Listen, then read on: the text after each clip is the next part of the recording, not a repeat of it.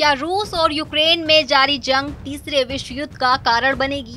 ये तय होने का वक्त आ गया है। इसे तय भी कोई और नहीं, पुतिन और जेलेंस्की ही करेंगे।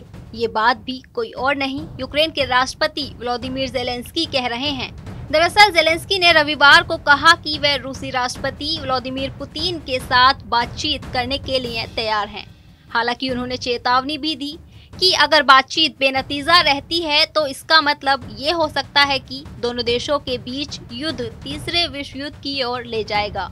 जेलेंस्की ने CNN को रविवार सुबह दिए स्पेशल इंटरव्यू में बताया कि मैं रूसी राष्ट्रपति पुतिन के साथ बातचीत के लिए तैयार हूँ। मैं पिछले 2 साल से तैयार था और मुझे लगता है कि बातचीत के बिना हम इस युद्ध को समाप्त नहीं कर सकते। उन्होंने कहा कि अगर इस युद्ध को रोकने के लिए हमारे पास सिर्फ 1% मौका है तो मुझे लगता है कि हमें ये मौका भी लेने की जरूरत है। हमें ऐसा करने की जरूरत है। मैं आपको इस वार्ता के परिणाम के बारे में बता सकता हूँ। जेलेंस्की ने कहा कि रूसी सेनाएं हमें खत्म करने, हमें मारने के लिए आई हैं। हम ये दिखा सकते हैं कि हमारे लोग और हमारी सेना जबरदस्त पलटवार करने में सक्षम है।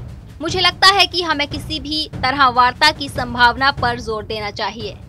पुतिन से बात करने की संभावना के लिए किसी भी अवसर के लिए वे तैयार हैं, लेकिन अगर ये कोशिश नाकाम हो जाती है तो इसका मतलब ये होगा कि आगे का रास्ता हमें तीसरे विश्व युद्ध की ओर ले जाएगा। युद्ध के 25वें दिन रविवार को रूसी सेना ने मारियुपोल शहर में अब तक का सबसे भीषण हमला किया है। हालात ये हैं कि इस शहर की 80% रिहायशी इमारतें खंडर हो गई हैं। हर तरफ रूसी टैंक नजर आ रहे हैं। यहाँ पर एक स्कूल में बम गिराए गए और रॉकेट दागे गए।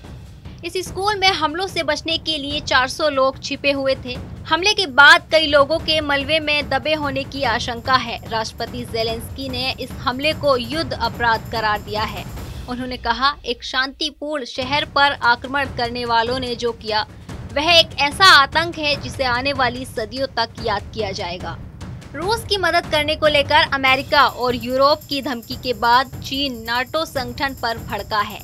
चीन ने कहा कि नाटो की खतरनाक नीति होने की वजह से आज यूक्रेन में ऐसे हालात बने हैं।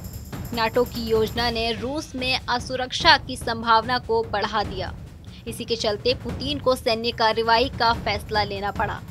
इसी तरह से क्वाड जैसे संगठन एशिया में वही हालात पैदा करने की कोशिश कर रहे हैं। इधर ब्रिटेन ने चीन को चेतावनी देते हुए कहा है कि वो रूस को किसी तरह की सैन्य सप्लाई ना करे। पुतिन और जेलेंस्की के बीच कब और क्या वार्ता होती है, इस पर पूरी दुनिया की नजरें टिकी हैं, क्योंकि जेलेंस्की भी अब समझ चुके हैं कि इस जंग में उनका ही नुकसान है। तो दूसरी ओर दुनिया के कई देश भी यही चाहते हैं कि ये युद्ध बातचीत से ही खत्म हो जाए। इसी तरह की ताज़ा तरीन खबरों के लिए देखते रहें हमारा चैनल TV9 भारतवर्ष डिजिटल।